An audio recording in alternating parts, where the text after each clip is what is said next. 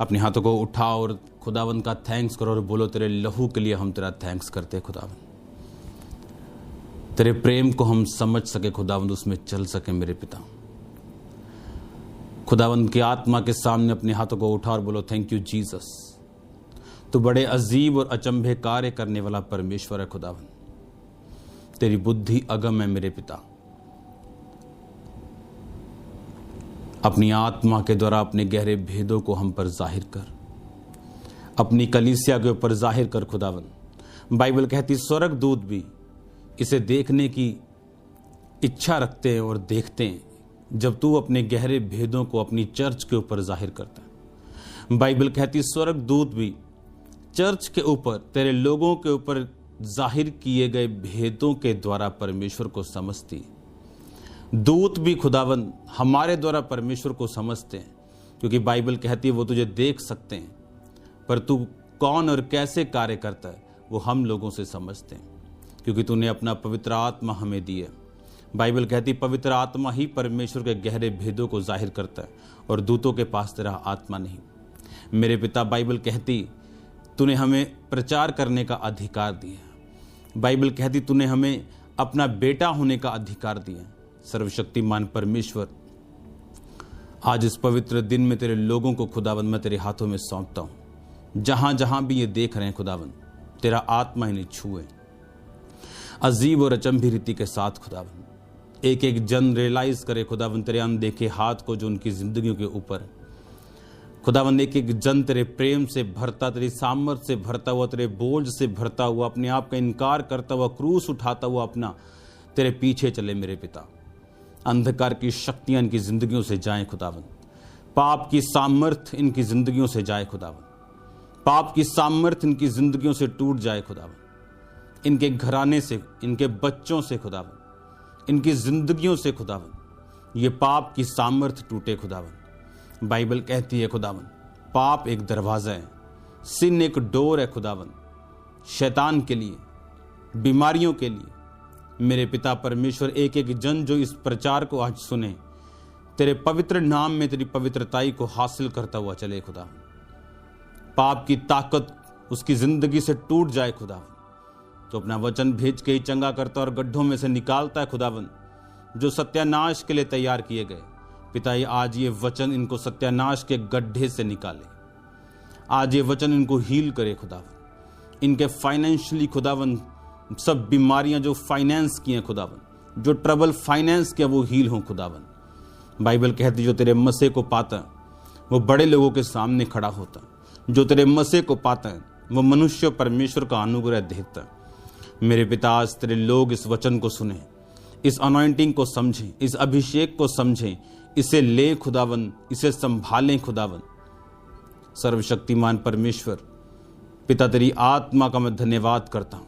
पवित्र आत्मा में तेरा धन्यवाद करता हूँ इन गहरे भेदों के लिए जो तू अपने लोगों के ऊपर जाहिर करता है। बाइबल कहती तूने अपने दास, तूने अपने लोग, अपने प्रेरित, अपने पास्टर्स, अपने टीचर्स, अपने प्रॉफिट्स, अपने इवेंजलिस्ट चर्च को दिए हैं खुदावंद, ताकि आपकी देह उन्नति पाए। मेरे पिता, आपने सब कुछ अपनी देह के लिए किया, अपने शरीर, अपनी कलीसिया के लिए किया। बाइबल कहती है आपने अपनी कलीसिया के लिए अपने लहू को बहाया। बाइबल कहती है आपके लहू से मोल लेकर हम खरीदे गए। आप अपनी कलीसिया से इतना प्यार करते हैं खुदावंद। अपनी कलीसिया के गुनाहों को क्षमा कर खुदावंद, इन्हें अपने में और बढ़ा खुदावंद, इन्हें ताकत दे और सामर्थ्य तुझ में चलने की खुदावंद।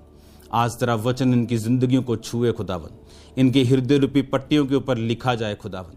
आज से जितने जन खुदावंद इस ग्रेस के साथ जुड़े हुए हैं, तेरा वचन से केवल सुनने वाले नहीं, इसको अपने अंदर लेने वाले खुदावंद, इनके हृदयों पे ये वचन लिखा जाए खुदावंद, और वचन पे चलने वाले बन जाए।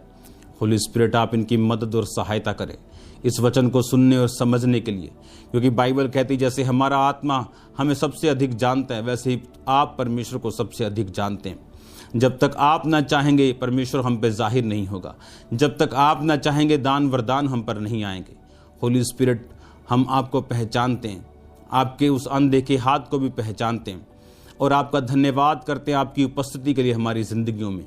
सर्वशक्तिमान परमेश्वर, आपने वायदा किया था प्रभु यीशु मसीह से कि मैं तेरे लोगों को आत्मा दूंगा, अंत के दिनों में मैं अपना आत्मा सब मनुष्यों के ऊपर उंडेलूंगा। मेरे पिता, अपना आत्मा उन लोगों के ऊपर उंडेल, अपना मस्सा उन लोगों के ऊपर उंडेल जो इस मस्से और आत्मा के प्यासे हैं। इसीलिए बाइबल कहती है, आपने उस अपने भवन में कहा था, जो कोई प्यासा हो मेरे पास आके पिए, मैं उसकी प्यास को भी बुझाऊंगा, लेकिन उसके अंदर से जीवन जल की नदियां बहेंगी। मेरे पिता, हम जानते वो जीवन जल की नदियां तो पवित्र आत्मा के विषय में कहता था, जो अब तक उतरा नहीं था। मेरे पिता, अब वो उतर चुका। अब वो जीवन जल की नदियां इन लोगों में से बहें, वो आत्मा इन लोगों के अंदर जाए खुदावन। हर तरह का पाप, डिस्ट्रैक्शन खुदावन इनकी जिंदगियों से खत्म हो। ये धर्मी जीवन जिए खुदावन, चाहे सताव होने के बावजूद भी ये तेरे साथ वफादार बने रहें खुदावन। तेरा प्रेम, तेरी सामर्थ, तेरा बड़ा हाथ खुदावन, तेरा चमत्कारिक हाथ भी इनकी जिंदगियों के ऊपर बना रहे खुदावन। धन्यवाद करते मेरे पिता परमेश्वर, रिठाई के पाप खुदावन जिंदगियों से खत्म हो जाएं खुदावन, गुप्त पाप जिंदगियों से खत्म हो जाएं खुदावन। तेरे जीवित नाम में ये आशीषित हों खुदावन, तेरे जीवित नाम में ये आशीष पाएं। प्रभु यीशु मसीह के सामर्थी नाम में हम मांगते हैं, आमीन आमीन। स्वागत है परमेश्वर की हुजूरी में। आप ब्लेस हो यीशु मसीह के नाम में। आज एक इंसिडेंट मैं आपको बताना चाहता हूं। परमेश्वर आपसे प्यार करता है, वो इतना बहुत से लोग सोच रहे हैं, बहुत से लोग पूछते हैं कि अगर परमेश्वर कलीसिया से प्यार करता है तो अपनी चर्च को उसने बंद क्यों किया?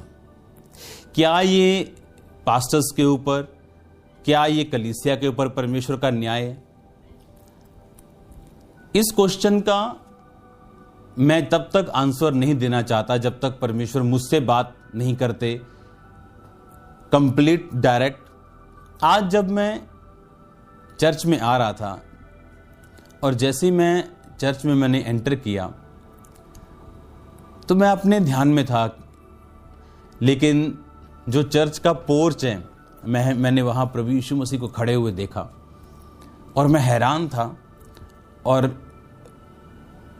परमेश्वर का मुंह जो था वो सामने की सड़क की ओर था और जैसे वो ऐसे खड़े थे जैसे उनके बाप का घर हो। तो मैं बड़ा हैरान हुआ यीशु मसीह को चर्च में देख के। आज की बात कर रहा हूँ, अभी 15 मिनट पहले की। और मैं प्रभु यीशु मसीह से पूछ रहा हूँ कि परमेश्वर, आप भवन में क्या कर रहे हो? और परमेश्वर इस तरह से खड़े थे जैसे वो खुश नहीं है कि भवन में हर जगह लोग नहीं जा रहे। तो मैंने परमेश्वर से पूछा, परमेश्वर आपके चेहरे से ऐसा लग रहा है कि चर्च भवन में लोग नहीं आ रहे, आप खुश इतना नहीं। तो परमेश्वर ने मुझे बताया, एक चीज मैं आपको बताना चाहता हूं, जो कुछ भी परमेश्वर धरती पे करता है कुछ अचीव करने के लिए, ऐसी चीज को करने के लिए जिससे लोग ये समझ सके कि मनुष्यों में यहोवा ही प्रभुता करता है। बहुत से लोग ये सोच रहे थे, ओ पास्टर्स में ये विश्वासियों के पाप हैं, वो 101% रोंग है लोग। बाइबल कहती, आज देखो ये मेरे वचन का टॉपिक नहीं है आज, लेकिन आज मैं आपको बता रहा हूं जो मैंने आज परमेश्वर ने मुझसे बात की। और परमेश्वर ने मुझे बताया कि जब एक पंछी अपने बच्चे को उड़ाना चाहता है अपने परों के ऊपर, तो वो उसको पहाड़ पे लेके जाके, कुछ पंछी ऐसे होते हैं जो गिरा देते हैं उनको, और वो गिरता पड़ता नीचे आता है और घबराता है कि मेरी माँ ने मुझे फेंक दिया। और आपको क्या लगता है, जब वो घबराता है, जब वो रोता है, जब वो चिल्लाता है, तो उसकी माँ को सुख नहीं होता बल्कि वो दुखी होती। लेकिन वो एक बात जानती है, अगर ये इस ट्रेनिंग से नहीं निकलेगा तो ये अपने पांव पर कभी भी खड़ा नहीं हो पाएगा, ये अपने परों के सहारे कभी नहीं होगा, खुद कभी शिकार नहीं कर पाएगा। तो अब क्या हो रहा है, जो आज इस दुनिया में हो रहा है, जो चर्चिस के साथ हो रहा है, इसमें परमेश्वर विश्वासियों को जो आत्मा से भरे हुए हैं उनको दंड नहीं दे रहा। परमेश्वर कुछ अचीव करना चाहता है, कुछ हासिल करना चाहता है, और वो ये है जो मैं अब आपको बताऊंगा। एक बात मेरे को बताओ, बाइबल कहती जब एलिया के दिनों में जब लोग जो थे वो परमेश्वर से दूर हो गए, इजाबेल और उसके पति ने जो इज़राइल के घराने के थे लेकिन पाप करवाया इज़राइल के घराने से, और बाइबल का वचन एलिया जानता था और उसने पढ़ा था कि अगर ये लोग पाप करेंगे तो परमेश्वर बारिश को बंद करेगा, और इस वचन से उसने प्रेयर की कि बारिश बंद हो जाए। और बाइबल कहती है उसने राजा के सामने कहा, जिस प्रभु के सामने मैं खड़ा रहता हूं, अब उसके कहे मेरे कहे बिना ना तो बारिश आएगी ना ओस पड़ेगी। आप जानते हो ये बात को। तो जब अकाल पड़ा तो एलिया भी उसी अकाल में था। बाइबल कहती उसी अकाल में एलिया था, उसके पास सेम वही जगह पे, और बाइबल कहती वहां हजारों नबी भी थे जिन्हें राजा का एक खास बंदा किसी गुफा में पाल रहा था। तो उस जगह पे धर्मी भी थे। इसका मतलब यह नहीं था कि परमेश्वर धर्मियों को जज कर रहा है, लेकिन परमेश्वर कुछ हासिल करना चाहता था, और वो ये था कि लोग ये समझ सकें कि मैं ही जीवित परमेश्वर हूं, इन्हें अपने पापों से मुड़कर मेरे पास आना पड़ेगा। उस अकाल में एलिया नहीं मरा, उस अकाल में जो और नबी थे सैकड़ों, वो नहीं मरे, जिसकी राजा का एक बंदा जो परमेश्वर को मानता था पालना कर रहा था उनकी। इस अकाल में परमेश्वर क्या साबित करना चाहता है? देश जो बड़े सुपर पावर थे घुटनों पे आ गए, जो बोलते थे अच्छा तेरे पास 3 टन की परमाणु है, मेरे पास 6 टन की। अच्छा तेरे पास 6 टन की है, मेरे पास हाइड्रोजन बम है। अच्छा तेरे पास छोटा हाइड्रोजन है, मेरे पास बड़ा हाइड्रोजन। और एक अनदेखे एनिमी ने अब उनके घुटने लगवा दिए। किसी ने सोचा है कि जुकाम और बुखार जो है देश बंद कर सकता है, किसी ने सोचा ये इकोनॉमीज को बंद कर सकता है, भूखे रहने पे लोगों को मजबूर कर सकता है।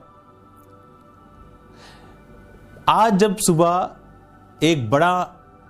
एक बहुत बड़ा परमेश्वर ने मेरी लाइफ में काम किया, जब परमेश्वर वहां खड़े थे तो मैंने प्रभु से एक और चीज पूछी। मैंने कहा परमेश्वर तेरा भवन तो हम है, लेकिन ऐसे मुझे तुझे देख के क्यों लग रहा है कि तू इस मिट्टी इस ईंट सीमेंट के भवन से भी प्यार करता है? तो परमेश्वर ने मालूम क्या कहा? उसने कहा हां मैं करता हूं। आप सुनो ध्यान से, उसका भवन हम है। बाइबल कहती वो पत्थरों के भवन में नहीं रहता। उसका भवन कौन है? हम है। लेकिन क्या परमेश्वर का भवन अभी है हम, पहले नहीं थे? यीशु मसीह के टाइम पर भी उसका भवन लोग थे, उससे पहले भी उसका भवन वो लोगों में वास करता था। लेकिन आप जानते जब यीशु मसीह पिता के भवन में गया तो वहां पर उसने व्यापार करने वालों को कि नहीं यहीं से कबूतर लेने पड़ेंगे, बाहर से लेके आओगे तो कुर्बानी नहीं अंदर देने देंगे। ऐसे लोग थे वहां, उनको बाहर किया। और परमेश्वर ने कहा तेरे घर की धुन मुझे खा जाएगी।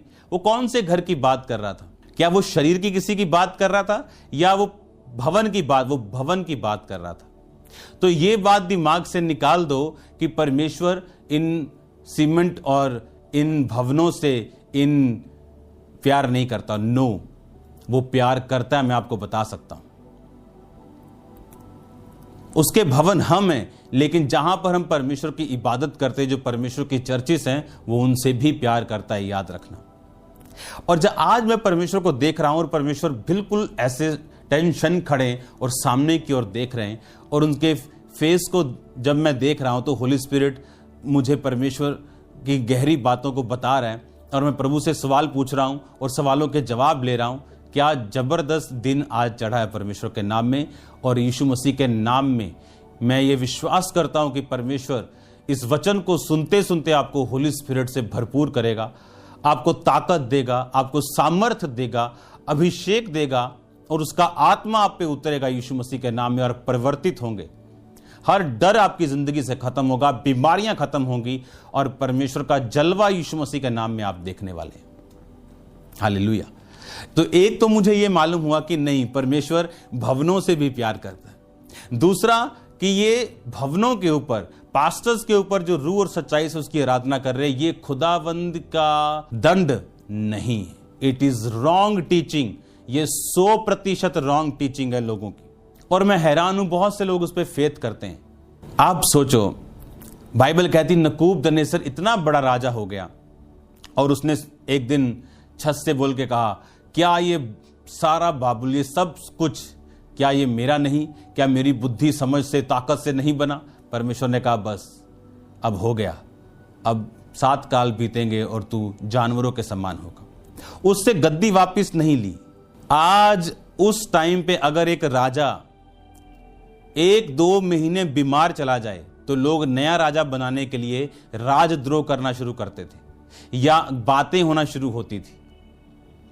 और एक राजा 7 काल 3.5 साल पागलों की तरह घास चर रहा है, नाखून बढ़ गए, दाढ़ियां बढ़ गईं और किसी ने उसको मारा नहीं,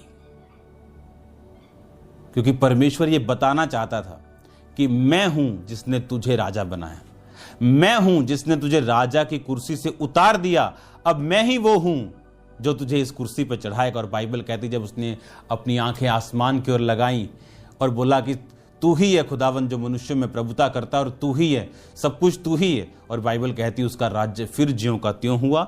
उसका मेंटल जो अपसेट था, बीमारी थी, वो दूर हुई। लोग उसके पास फिर भेंट लेके आने लगे और फिर परमेश्वर ने उसके राज्य को सुदृढ़ किया। आज परमेश्वर इस धरती के ऊपर कुछ हासिल करना चाहता है, वो ये है कि सब घुटने टिक जाएं, सब अपने हाथों को ऊपर कर ले, क्योंकि इधर तो कुआं है, इधर वायरस है, इधर खाई, इधर इकोनॉमिक प्रॉब्लम है, सिर्फ ऊपर परमेश्वर है। ना तो इधर जाके बचेंगे ना इधर बचेंगे, ऊपर देखेंगे तो बचेंगे, क्योंकि खुदावंद अपने दूतों को भेजेगा आपकी लाइफ की ओर।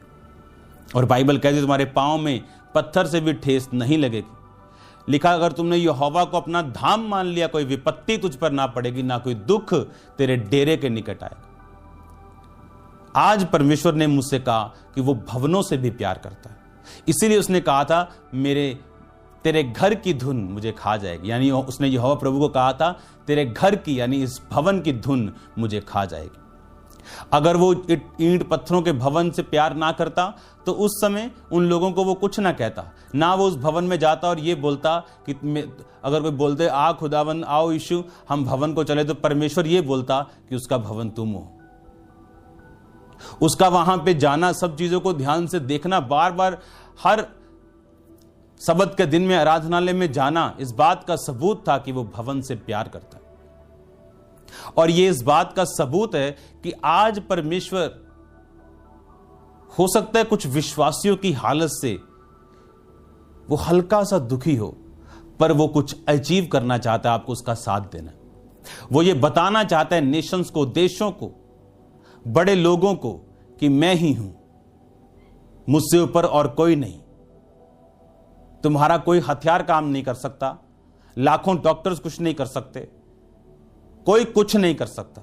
ऐसे लोगों को भी वायरस हुआ जो किसी से नहीं मिले, घर पे बैठे हैं, अब क्या कर लेंगे वो। और लोग पूछते हैं कि हम क्रिश्चियन हैं, क्या एक क्रिश्चियन को ये वायरस हो सकता है? मैं ये क्वेश्चन आपको देता हूं, क्या कभी कोई क्रिश्चियन किसी को कैंसर हुआ? क्या किसी क्रिश्चियन को कभी बीमारी हुई? तो आप बोलोगे नहीं हुई, मैं बोलूंगा हुई। बाइबल कहती परमेश्वर हर एक व्यक्ति की लाइफ में अलग तरह से कार्य करता है। आपने इंडियन बड़े बड़े चैनल्स पर टेस्टिमनी सुनी होगी, जब रिपोर्टर पूछ रहा है कि बहन जी आप डॉक्टर के द्वारा कैसे हील हुए? कहती नहीं, मुझे यीशु मसीह ने हील किया। कहता ठीक है, आप जिस पे विश्वास करते हैं ठीक है, लेकिन आपको मेडिकल साइंस माननी पड़ेगी। कहती ठीक है मेडिकल साइंस, लेकिन मुझे यीशु मसीह ने हील किया। तो अगर उसको वायरस ना होता, हॉस्पिटल ना जाती, हील ना होती, तो क्या लाखों लोग एंकर समेत इस गवाही को सुन पाते? बाइबल में यह कहीं नहीं लिखा परमेश्वर ने कहा कि तू पानी में से होकर नहीं जाएगा, मैं तुझे पानी से बचा के रखूंगा, आग से। उसने कहा तू आग में से होकर जाएगा, लेकिन तेरी हालत दूसरों के जैसी नहीं होगी। तू आग पानी में से होकर जाएगा, लेकिन तू डूबेगा नहीं, आग में से होकर जाएगा, तू जलेगा नहीं। उसने ऐसा कहा। उसने ये कभी नहीं कहा कि तुम्हें कभी कुछ नहीं होगा, लेकिन उसने कहा मैं तुम्हारे साथ हूंगा, मैं तुम्हें सहारा दूंगा, तुम्हें पकड़ूंगा, तुम्हें चंगा करूंगा, तुम्हें आजाद करूंगा। यह परमेश्वर का वायदा है। हालेलुया। अगर आप बाइबल की स्टडी को ध्यान से करें तो पौलुस जो लंगड़ों को चलाने वाला, जो मुर्दों को जिवाने वाला था, लिखा उसके करीब के लोग को वो बीमार छोड़ के कहीं पे आया था। कुछ चीजें खुदावंद की महिमा के लिए, खुदावंद उन्हें सिखाने के लिए यूज करता है। आज जो इस दुनिया में हो रहा है वो इसलिए हो रहा है कि परमेश्वर कुछ चीजों को हासिल करना चाहता है। वो ये बताना चाहता है कि वो जीवित परमेश्वर है, वो कुछ अचीव करना चाहता है। बाइबल कहती एलिया भी उसी अकाल में था और परमेश्वर ने बोला करीत नामक नाले में जा, कौवे तुझे खिलाएंगे। परमेश्वर अपने लोगों का इस लॉकडाउन में इंतजाम करेगा। वो अपने हेवन के भंडार आपके लिए खोलेगा, वो डिवाइन हेल्पर्स आपकी लाइफ में भेजेगा। ये वो टाइम होगा जब मिरेकल मनीज को आप पाएंगे और खुदावन आपके लिए भेजेगा। ये वो टाइम है जब परमेश्वर अपने स्वर्गीय भंडारों से आपकी जरूरतों को पूरा करेगा। हालेलुया। इसलिए आज मैं आनंदित हूं क्योंकि मैंने प्रभु को देखा और उससे बात की और यह समझा कि वो भवन से भी प्यार करता है। जैसे एक यीशु मसीह ऐसे खड़े जैसे उसके बाप का घर हो, जैसे उसके पिता का घर हो, और उसके फेस के ऊपर एक ऐसा, जैसे मां के फेस पे होता है जब एक जो बच्चे हैं जो उसके जब वो ट्रेनिंग में होते हैं, जो परमेश्वर ने वचन दिया, अनॉइंटिंग, अभिषेक, हम सुनते आ रहे हैं कि अभिषेक कैसे कार्य करता है, कैसे मिलता है, कैसे संभलता है और ये क्यों हमें अपनी लाइफ में चाहिए। अपने हाथों को उठाओ। Thank you Jesus. इस वचन को सुनने से पहले खुदावन तेरा वचन मेरी जिंदगी में 100 का 100 गुना फल लेके आए। अंधकार की शक्तियां इन वचनों को चुरा न सके। अभिषेक क्या करता है? अभिषेक आपको लिनेज से, आपके वंश के बंधनों से आपको आजाद करता है। शाऊल जब राजा होने के लिए चुना गया तो बाइबल कहती है उसका गोत्र इज़राइल के सब गोत्रों में छोटा था, उसका कुल उसके गोत्र में सबसे छोटा था और वो अपने यानी सबसे छोटा व्यक्ति हैसियत के हिसाब से। और बाइबल कहती शमूएल ने कहा क्या इज़राइल का सब मन भाव तेरा नहीं? इसका मतलब जब परमेश्वर अनॉइंटिंग को आपकी लाइफ के ऊपर रिलीज करता है, आप अपने वंशों के श्रापों से फ्री होते हैं। और बाइबल कहती जब शाऊल के ऊपर परमेश्वर का आत्मा उतरा तो वो नबूवत करने लगा और लोगों ने कहा क्या शाऊल भी नबियों का है? वो चीजें जो आपके बाप दादाओं से नहीं चलती आ रही, आपके खानदान में किसी के पास नहीं, आप फर्स्ट वन होंगे, उन चीजों को आप लेंगे। आप पहले होंगे जो अपने घरों में होंगे, आप पहले होंगे जो आत्मा के साथ भरे हुए खुदावंत के कामों को करते होंगे, आप पहले होंगे जो आप फॉरेन का आप शक्ल देख, आप पहले होंगे। ये परमेश्वर का प्लान आपकी लाइफ में है, ये उसका प्लान है आपकी लाइफ के लिए। बाइबल ऐसा कहती है। अगर आप अभिषेक को, इस अनॉइंटिंग को समझ जाएं कि ये मिलती कैसे, आती कैसे, संभाली कैसे जाती, एक वर्ड में आपके लिए पढ़ूंगा। अब लोग बोलते हैं कि मुझे ये परमेश्वर का अभिषेक चाहिए, मैं ये अनॉइंटिंग को हासिल करना चाहता हूं, क्योंकि मैंने इस अभिषेक के बारे में सुना कि अभिषेक के कारण जुए टूट जाते हैं, अभिषेक के कारण हम बड़े व्यक्तियों के सामने पहुंचाए जाते हैं, अभिषेक के कारण बड़े बड़े रास्ते हमारे सामने खुलते हैं, बड़े दरवाजे हमारे सामने खुलते हैं, अभिषेक के कारण हम सुरक्षित रहते हैं। पुराने टाइम में जब भेड़ों के ऊपर, अभी भी होता होगा कि भेड़ों के ऊपर जो चरवाहे थे वो तेल को लगाते थे ताकि उन्हें मक्खी और मच्छरों से बचा सकें। जब भेड़ें अनॉइंट की जाती थी तो वो अटैक से बचती थी। आज कौन अटैक से आजाद है? जो अनॉइंट किया हुआ, जो अभिषेक किया हुआ। वो अभिषेक आपको शैतान के सब अटैक से फ्री करता है, आपको बचाता है। बाइबल ऐसा कहती, वो अनॉइंटिंग जब आपकी लाइफ में आती कैसे, और जब आती है उसके सिम्टम्स क्या हैं, उसके लक्षण क्या है कि परमेश्वर का अभिषेक आपकी जिंदगी पे आ रहा है।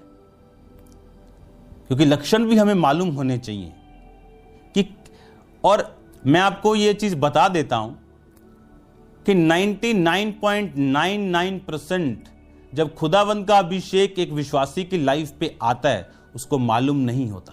उसको पवित्र आत्मा का बैप्टिज्म मालूम है कि होली स्पिरिट पाया, जब वो प्रार्थना में बैठता है उसे वो सामर्थ्य महसूस होती, लेकिन अपनी डेली लाइफ में उसे मालूम नहीं होता कि वो किस तरह से उस अनॉइंटिंग में बढ़ रहा है।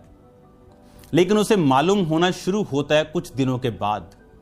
जैसे एक वर्ड पहला राजाओं उसकी 9 आयत को मैं पढ़ूंगा, 5 आयत को पहले मैं पढ़ूंगा आपके सामने। तब हगीत का पुत्र ओदनिया सिर ऊंचा करके कहने लगा कि मैं राजा हूंगा, और उसने रथ और सवार और अपने आगे आगे दौड़ने को 50 पुरुष रख लिए। अब 9 आयत को मैं पढ़ूंगा। ओदनिया ने जोहेलेत नामक पत्थर के पास जो एन रोगेल के निकट है भेड़ बैल और तैयार किए हुए पशु बलि किए। अपने भाई सब राजकुमारों राजा के सब यहूदी कर्मचारियों को बुला लिया, परंतु नातान नबी बनाया शूरवीरों को और अपने भाई सुलेमान को उसने ना बुलाया। अब ध्यान से सुनो, ओदनिया कौन है? ओदनिया भी एक दाऊद का बेटा है। यह हगीत नामक उस औरत का, जो दाऊद की पत्नी, उसका बेटा है। अब ये कह रहा है कि मैं राजा बनूंगा, और उसने कुछ लोगों को दाऊद के बुला लिया, लेकिन कुछ लोग दाऊद के उसके साथ नहीं गए, और इसने सुलेमान को नहीं बुलाया। एक निशानी मैं आपको देता हूं, जब परमेश्वर का अभिषेक आपकी लाइफ पे आ रहा है, जब आप फिल हो रहे हैं, आप एक रिजेक्टेड पर्सन होंगे, और ये सच्चाई है। अगर आप रिजेक्टेड नहीं हैं और हर बंदा आपको एक्सेप्ट कर रहा है, आप अभी तक अनॉइंटेड नहीं हैं। आप डिप्लोमेट पर्सन हैं, आप बड़े चतुर पर्सन हैं, आप बड़े आशीषित भी हो सकते हैं, लेकिन आप अभिषिक्त नहीं हैं। जब परमेश्वर का अभिषेक एक व्यक्ति की लाइफ के ऊपर आता है, इमेजिन करो क्यों ओदनिया ने सुलेमान को नहीं बुलाया। ऐसी क्या बात है कि उसने सबको बुलाया? बाइबल कहती उसने अपने भाई सब राजकुमारों को, 9 आयत पढ़ेंगे। ओदनिया ने जोहेलेत नामक पत्थर के पास जो एन रोगेल के निकट है भाई भेड़ बैल तैयार किए हुए पशु बलि किए, अपने भाई सब राजकुमारों को, राजा के सब यहूदी कर्मचारियों को। अब ध्यान से सुनो, एक कैबिनेट है राजा की, जहां मंत्री बैठे हैं, राजा के बहुत सारे बेटे बैठे हैं। अब ओदनिया कह रहा है कि मैं बनूंगा राजा, क्योंकि बाइबल कहती है, जब आप इसकी पहला राजा की आप घर बैठ के पढ़ेंगे, पहली आयत, पहले बाप की पहली आयत पढ़ते तो वहां लिखा, दाऊद राजा बूढ़ा वरन बहुत पुरनिया हो गया, वरन उसको कपड़े उड़ाए जाते थे तो भी गर्म ना होता था। यानी राजा दाऊद जो था वो बहुत बूढ़ा हो गया था, और अब ओदनिया जानता था कि वो बूढ़ा हो गया, वो गद्दी पे नहीं बैठता था वो, अब मुझे राजा बनना है। पर है गद्दी पे वह दाऊद ही था, पर उसे मालूम था कि अब ये रिप्लेस होने वाला, बहुत पुरनिया हो गया, बहुत बूढ़ा हो गया, अब मुझे राजा बनना है। और उसने सब राजकुमारों को बुला लिया। दाऊद की सारी कैबिनेट उसके साथ खड़ी, गृह मंत्री उसके साथ है, वित्त मंत्री उसके साथ है, शिक्षा मंत्री उसके साथ है, सारे मंत्री उसके साथ बैठे, सब राजकुमार उसके साथ बैठे। एक बड़ा इकट्ठ उसने कर लिया बड़े बड़े महान लोगों का, और लिखा उसने नरसिंगा फूंक दिया और राजा बन गया अपनी तरफ से। और बुलाया किसको नहीं? सुलेमान को। अगर आप बैक जाएं पीछे तो किसको नहीं बुलाया था? कौन था? वो था दाऊद। बाइबल कहती है जब शमूएल यिशै के एक बेटे को मसा करने के लिए आया तो उसने कहा अपने सब पुत्रों को इकट्ठा कर ले। तो कौन था जिसको उसके बाप ने नहीं बुलाया था? वो था दाऊद। अगर आप ध्यान से बाइबल को पढ़ें तो कौन था याकूब के सब बेटों में से जिससे सब भाई नफरत करते थे? वो था यूसुफ। मसा किसने हासिल किया? यूसुफ। मसा किसने हासिल किया? दाऊद। मसा किसने हासिल किया? सुलेमान। ये एक निशानी है जब आपके अपने आपको रिजेक्ट करेंगे कि खुदावंद का एक खास मसा और उसका एक खास प्लान आपकी लाइफ के ऊपर। और ये रिजेक्शन हर एक व्यक्ति की लाइफ में नहीं आती। जो लोग रियल अनॉइंटेड हैं, ये रिजेक्शन उनकी लाइफ में एंटर जरूर करती है। ये एक सिम्टम है। कहते ना इसको फ्लू हो गया, सिम्टम क्या है जी, इसके जुकाम हो रहा है, इसको ये हो रहा है, ये सिम्टम है अनॉइंटिंग का। अनॉइंटिंग जो रियल वन है आपकी लाइफ में, ये रिजेक्शन को और फालतू के बैरियों को आपकी लाइफ में लेके आती। ये एक चुंबक है इन लोगों के लिए। क्यों उन्होंने सुलेमान को नहीं, क्या कारण था सुलेमान को नहीं बुलाया? क्या कारण था कि यूसुफ के सब भाई उससे बैर करते थे, गड्ढे में फेंक, क्या प्रॉब्लम थी?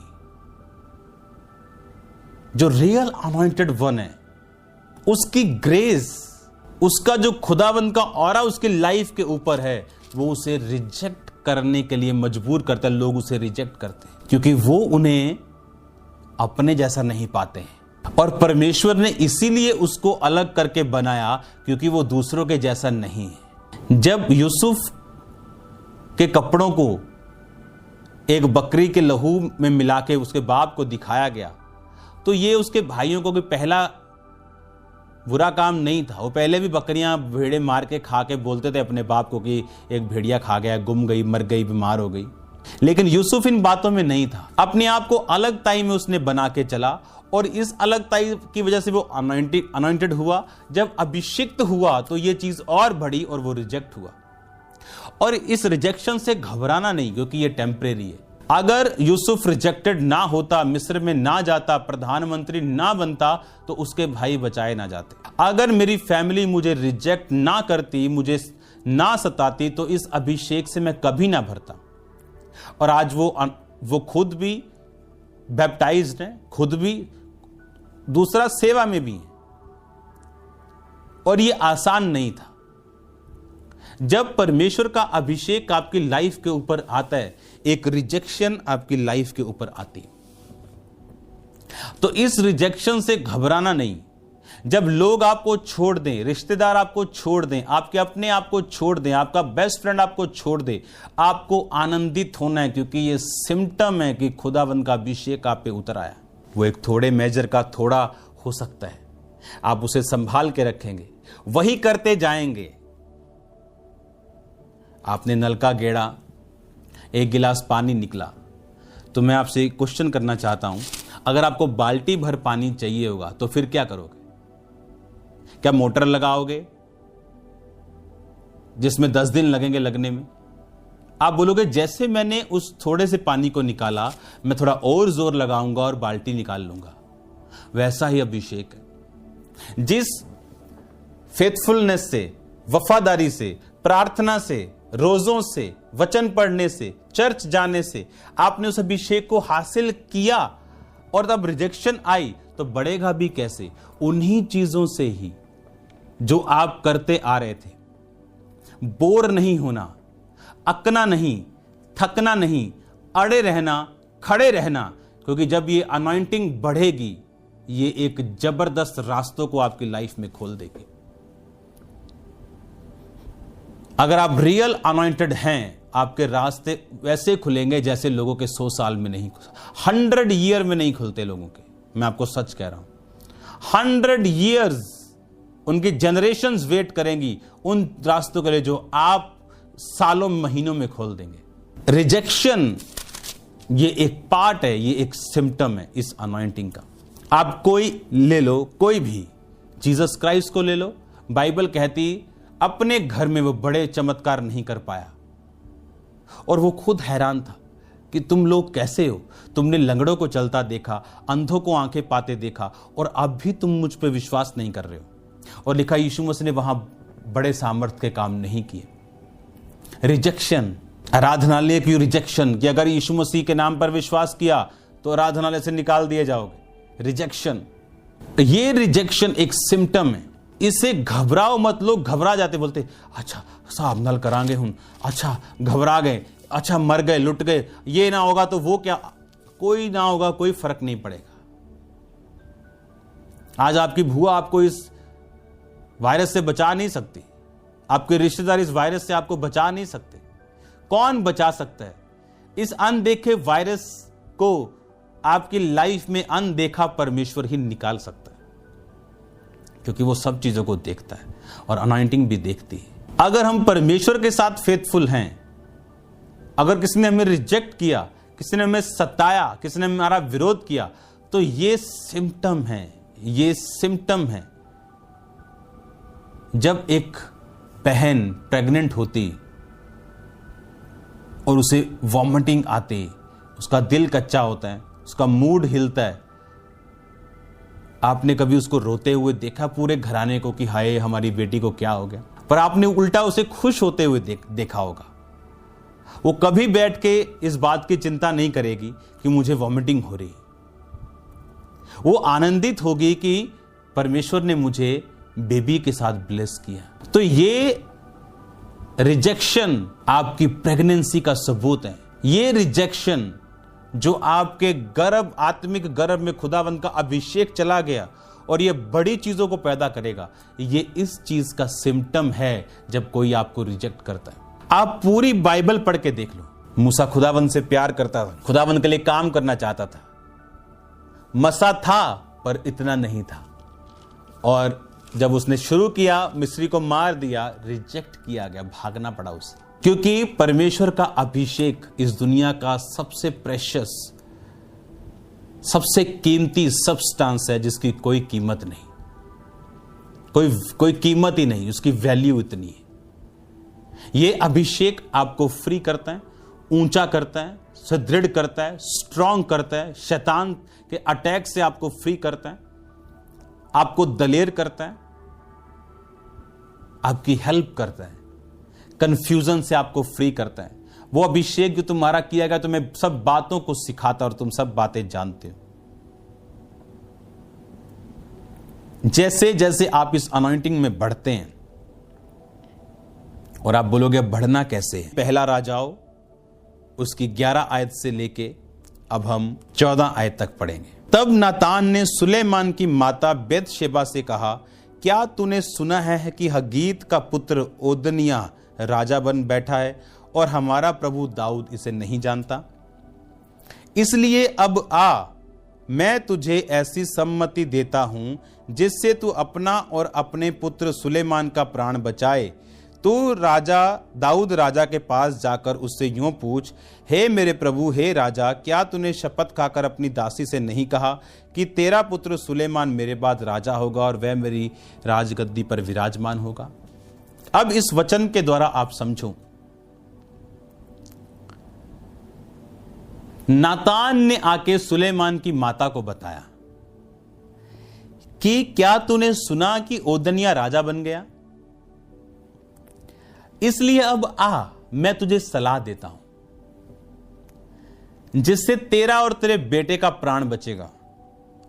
अब तू दाऊद के पास जाके पूछ कि क्या तूने शपथ नहीं खाई थी कि तेरा बेटा सुलेमान मेरे बाद राजा होगा? कहता है जब तू उसके पास जाएगी मैं भी पीछे आऊंगा और इन बातों की पुष्टि करूंगा। खुदावंद का प्लान अगर एक विश्वासी की लाइफ पे है, खुदावंद का प्लान आपकी लाइफ के ऊपर है, उसकी योजना आपकी जिंदगी के ऊपर है, पर क्या आप जानते हैं उस योजना को पूरा करने के लिए आपको राइट एसोसिएशन की जरूरत है। राइट एसोसिएशन, राइट संगति। अगर ये सही संगति आपकी लाइफ में नहीं है तो अब सोचो क्या होता सुलेमान का। सुलेमान को भागना पड़ता, इंतजार करना पड़ता, फाइट करनी पड़ती और अपने पिता दाऊद की तरह गद्दी पर बैठना पड़ता। पर यहां पर सुलेमान ने फाइट नहीं की क्योंकि एक राइट मैन ऑफ गॉड उसकी लाइफ में था। एक संगति में उसकी माता थी और वो था। और बाइबल कहती उस मैन ऑफ गॉड के कारण सुलेमान को उस गद्दी पर बैठने के लिए अपने बाप की तरह उतना संघर्ष नहीं करना पड़ा। आज किस संगति में आप हो? क्या आप अपनी उस संगति में, जैसे बाबाओं के पास लोग जाते हैं हीलिंग लेने के लिए, क्या आप उस तरह जा रहे हो? क्या आप ये सोच के जा रहे हो कि मैं सही और अनॉइंटेड संगति में रहूंगा ताकि मैं अपनी लाइफ के ऊपर जो वर्ड खुदावंद का है उसको फुलफिल होता हुआ देख सकते। जब परमेश्वर आपको आत्मा की तलवार, विश्वास की ढाल, उद्धार का टोप देता है, आपकी पीठ के लिए कोई हथियार नहीं देता, क्योंकि आपकी पीठ को कवर मैन ऑफ गॉड करता है। जब राइट संगति आपकी लाइफ में होती, क्या आपकी संगति ऐसे दोस्तों के साथ है जो गंदा मजाक करते हैं और आप अपना प्रेशियस टाइम, कीमती टाइम आप गवा रहे हो, और ये टाइम कभी वापस नहीं आए। पैसा वापस आ सकता है, टाइम कभी वापस नहीं आता जब तक यीशु मसीह ना चाहे। और टाइम वापस आता जब हम परमेश्वर को अपना दिल देते हैं, अपना जीवन देते हैं, तब वो रिस्टोर करता है हमारे बीते हुए बुरे टाइम को भी, वेस्ट टाइम को भी वापस लेके आता है। लेकिन क्या हम जानबूझकर टाइम वेस्ट करते रहें? बाइबल ऐसा कहती कि उस नबी ने कहा, मैं तुझे अब एक सलाह देता हूं, अब मैं जो तुझसे बोलूं अब तू वही वही करती जाना। एलिया ने कहा, अब तू उस रोटी को मेरे पास बना के लेके आ, तब मैं तुझे बताऊंगा मैं क्या करता हूं। अब तेरा आटा, मैदा और तेरा तेल नहीं खत्म होगा। अलीशा ने कहा, जा बर्तन मांग ले आ जितने मिले, और उस तेल को बर्तन में उंडेलना, तो जितना उंडेलती जाएगी वो उतना बढ़ता जाएगा। राइट एसोसिएशन, राइट संगति। आज लोग कौन सी संगति करते हैं? जो घर के पास, जहां किराया नहीं लगना चाहिए। पैसा बचा लो, चाहे मसे से खाली रह जाओ, खुदावंद के अनुग्रह से खाली रह जाओ। उस मैन ऑफ गॉड के पास नहीं जाना जो आपको करेक्ट करे, जो आपके बच्चों को करेक्ट करे। डर लगता है लोगों को, खासकर अमीर लोगों को। और इसीलिए बाइबल में लिखा, अमीर लोग, परमेश्वर ने कहा, इनका मेरे राज्य में प्रवेश करना ऊंट का सुई के नाके से निकल जाना ज्यादा सहज है, इनका कम सहज है। डरो मत, क्योंकि वो मैन ऑफ गॉड आपकी तरक्की के लिए, जब वो आपको करेक्ट करे, आप कोई भी क्यों ना हो, उस करेक्शन को लो, क्योंकि बाइबल कहती है वो आपके सिर का तेल ठहरेगा। कौन सी संगति में मैं जाऊं जहां मेरा किराया बच जाए, आपको 500 किलोमीटर क्यों ना जाना पड़े। अगर खुदाबंद कोई संगति आपको बताए जो आत्मिक हो, आपको वहां जाना चाहिए। आप जानते हैं एक बड़ी कमाल की चीज, बाइबल कहती सुलेमान ने जब खुदाबंद का घर बनाया, उसको बनने में सालों लगे। अगर आप इसी के अंदर ही आप देखोगे, इसके 5 बाब, 6 बाब, जब आप 7 बाब पढ़ोगे, 6 बाब तक भवन है, 7 बाब से आगे उसका अपना घर है। तो उस भवन के बनने में 7 साल लगे। सुलेमान का घर बनने में 13 साल लगे। भवन से बड़ा सुलेमान का घर था। पता है क्यों? मैं जब इसको पढ़ता था, मुझे एक कैसे हो सकता कि आपका घर चर्च से बड़ा हो। लेकिन बाइबल कहती आप परमेश्वर को बीट नहीं कर सकते, आप उसको हरा नहीं सकते। आप उसकी लाइफ में बोएंगे वो आपको देगा, आप ज्यादा बोएंगे वो ज्यादा देगा, आप बहुत बो देंगे वो बहुत देगा। आपको ये बात समझनी कि अब नातान नबी उसकी लाइफ में आया और उसको बोलता है कि अब मैं तुझे सलाह देता हूं, ऐसी बात करना राजा के सामने। वो उसके सामने जाके रोना पीटना मत कि हाय मर गई, कि मेरी शायद औरत की ऐसी बात सुन के राजा पिघल जाए। उसने बोला कि ऐसी जो मैं बोलूंगा वही बोलना, और उसने वैसे ही वर्ड्स यूज किए जो उसने कहे थे। और बाइबल कहती राजा दाऊद ने कहा कि जाओ और मेरे निज खच्चर पे इसको बिठाओ, मेरे शूरवीरों को, इन सब लोगों को ले जाओ, इसको मसा करो और मेरे सब लोगों के देखते मेरे सिंहासन पर इसे विराजमान करो, और आज से ये राजा है। और बाइबल कहती सुलेमान राजा बनाया गया। जब वो गूंज के साथ धरती डोल गई, जब जय जयकार हुआ, ओदनिया डर गया, कांप गया, भाग गया और थोड़े दिन बाद मारा गया। और बाइबल एक और बात कहती, जिन लोगों ने ओदनिया का साथ दिया था, सुलेमान ने उन लोगों को मारा। बाइबल कहती जब सुलेमान ने उन लोगों को मारा तो लिखा सुलेमान का राज्य दृढ़ हो गया। अगर आप इसको वचन में पढ़ेंगे, जब सुलेमान ने उनको मारा, तो जब आप इसको पहला राजा 2 बाब उसकी 28 आयत को पढ़ते हो 35 तक, और उसके बाद 36 से लेकर 46 तक। 46 में पढ़ता हूं, तब राजा ने यहोदा के पुत्र बानया को आज्ञा दी कि उसने बाहर जाकर उसको ऐसा मारा कि वह भी मर गया। इस प्रकार सुलेमान के हाथ में राज्य दृढ़ हो गया।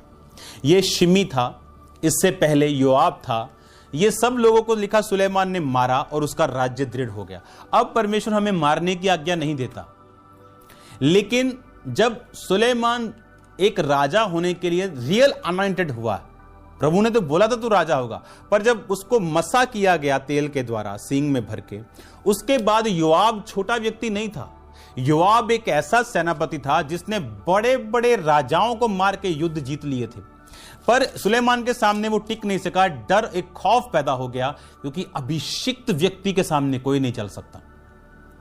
और शिमी जिसने दाऊद को श्राप दिया था, लेकिन दाऊद ने उसको मारा नहीं, पर सुलेमान को बोला कि तू इसको मारेगा। जब उसको मारा तो लिखा उसका राज्य सुलेमान का दृढ़ हुआ।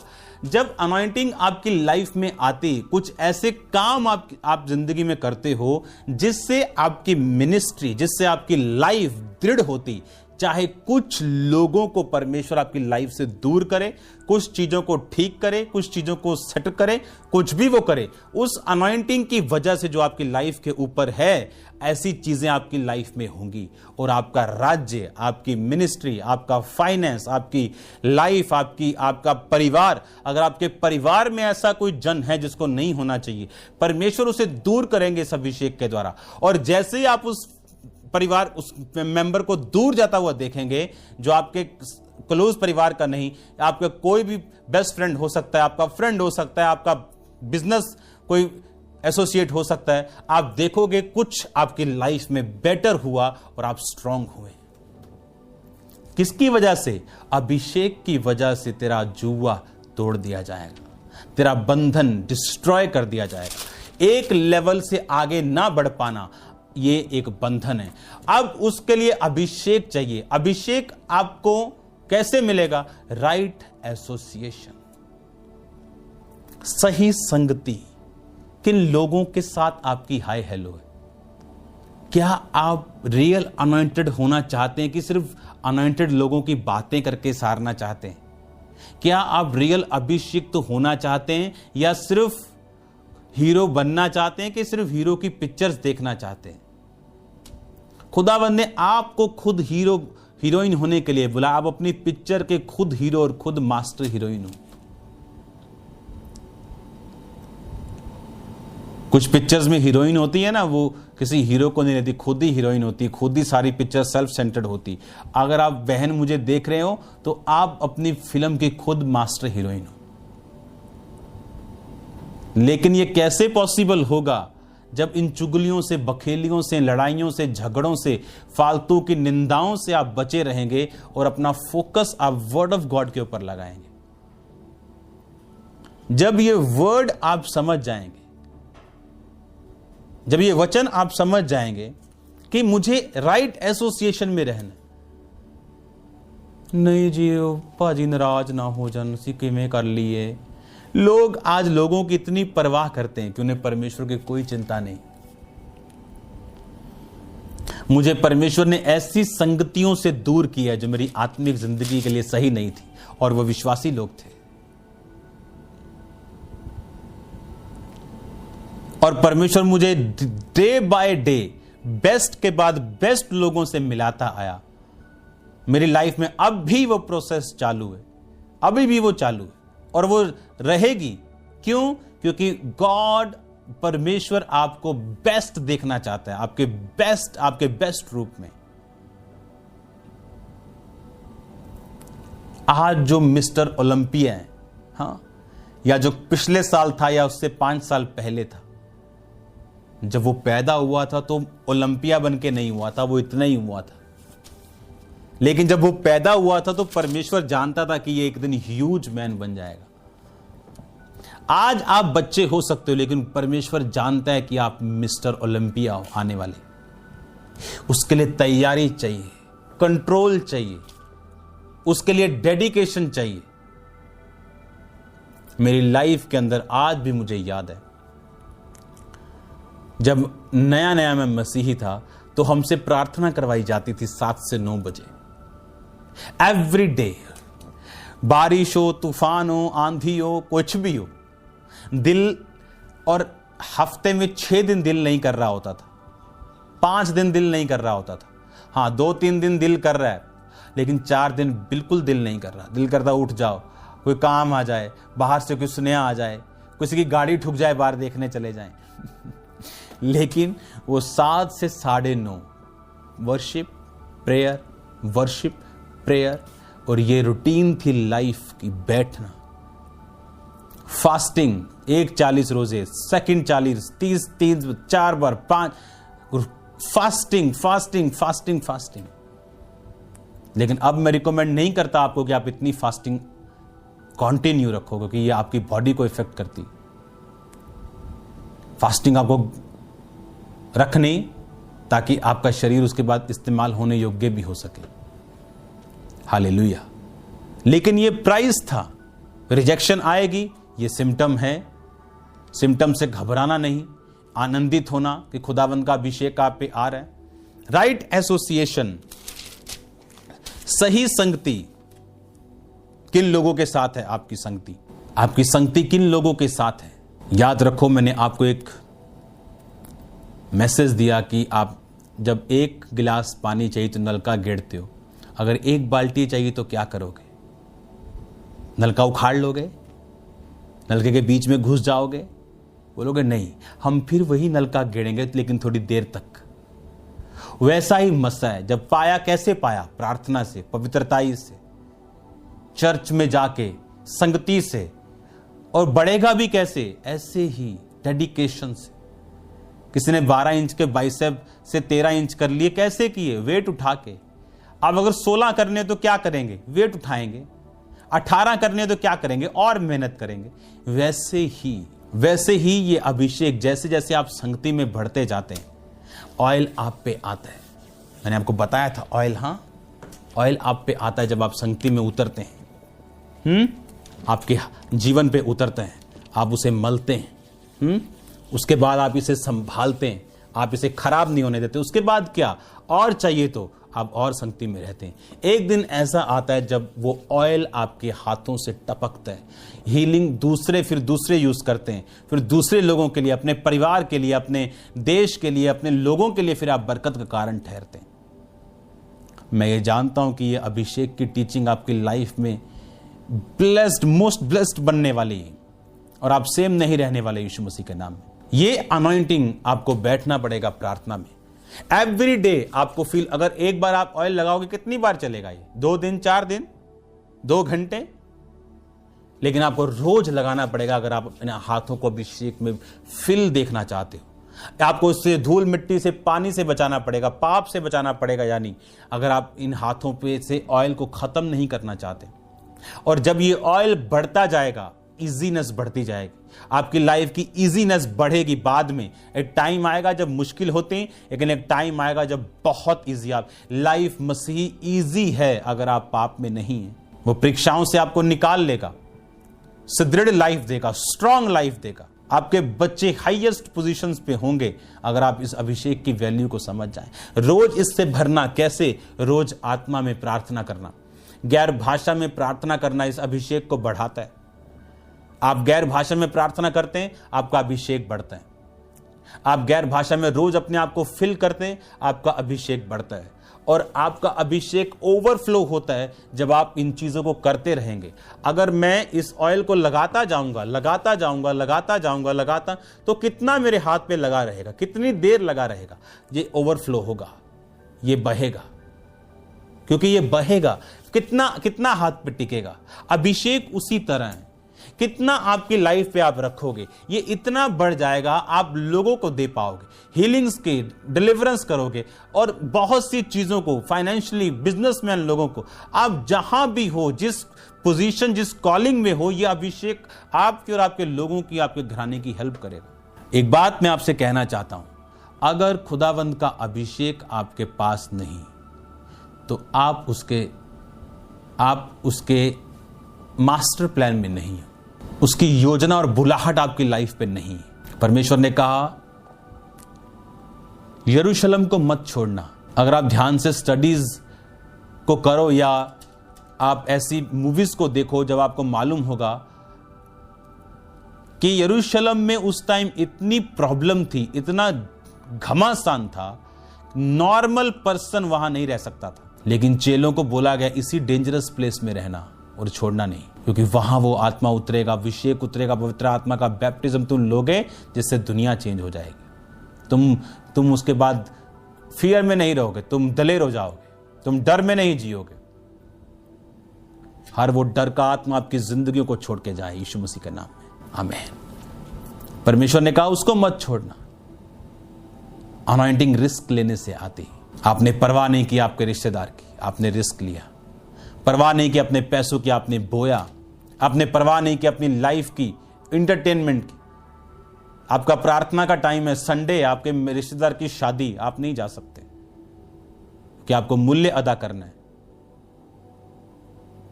एक बंदा बोला परमेश्वर अपने बाप को गाड़ा हूं। परमेश्वर ने कहा मुर्दों को मुर्दे गाड़ने दे, चल मेरे पीछे, क्योंकि मेरे पीछे चलने का एक मूल्य तुम्हें अदा करना है, एक प्राइस अदा करना है। जिन्होंने प्राइस अदा किया, अभिषेक उन्होंने पाया। 500 लोग थे, यीशु मसीह को जीवित स्वर्ग पे चढ़ता हुआ देख रहे थे। यीशु मसीह ने कहा यरूशलेम को मत छोड़ना। कहते ठीक है जी, हाँ जी हाँ जी। 120 रह गए, बाकी कहां गए? भाग गए। डरते हैं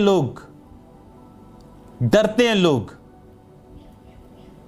सेवा में भी लोग डरते हैं,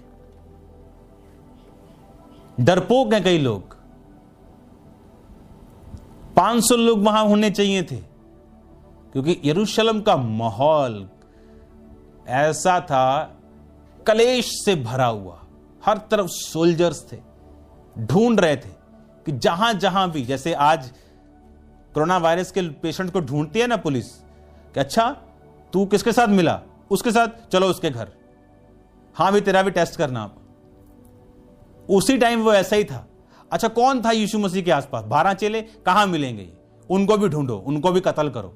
उन 12 चेलों ने जिनको प्रीच किया, जिनको यीशु मसीह के पीछे लगाया, उनको भी कत्ल कर दो। इस पूरे इस झंझट को खत्म कर दो धरती पर से। फिर भी उस जगह पे रहना, जबकि 380 लोग भाग गए थे। रिस्क अगर उठाएंगे तो परमेश्वर ने कहा तू प्राण का रिस्क उठाएगा, मैं प्राण तुझे दूंगा। जो रिस्क नहीं उठाएगा, उल्टा वो मरेगा। अनॉइंटिंग एक ऐसा सब्सटेंस, एक ऐसी चीज आपकी लाइफ में जो आपको दूसरों से बिल्कुल अलग करेगी, जो आपके वंशों से जो चलता आ रहा है उससे आपको अलग करेगी। इसे संभाल के रखो। व्यभिचार से बच के, पाप से बच के, ब्लू फिल्मों से बच के, गंदगी से बच के, गालियों से बच के, प्रार्थना के टाइम में कहीं और ना जाना, इससे बचो। संगति के टाइम में कोई, मेरी फैमिली में ऐसे रिश्तेदार हैं जो स्पेशल बोलते हैं कि अगर शादी संडे रखी हम नहीं आएंगे। बोलते साल में इतनी बार चर्च जाते हो, 52 संडे, 52 से भी ज्यादा वीरवार, 100 इतनी बार चर्च जाते हो, एक संडे नहीं छोड़ सकते? कहते नहीं छोड़ सकते। हमें जीवित परमेश्वर मिल गया, उसे पकड़ो, उसे जप्फी डाल के रखो, उसे जाने मत दो। उस अनॉइंटिंग को लो, आप और आपका परिवार सुरक्षित और आशीषित होगा। God bless you all. आप ब्लेस्ड हो, आपकी फैमिली ब्लेस्ड है। हम फिर मिलेंगे खुदावंद की हुजूरी में। परमेश्वर के वचनों को सुनने के लिए हमारे चैनल को सब्सक्राइब कीजिए और हमारी लेटेस्ट वीडियो सबसे पहले देखने के लिए बेल आइकन को प्रेस कीजिए।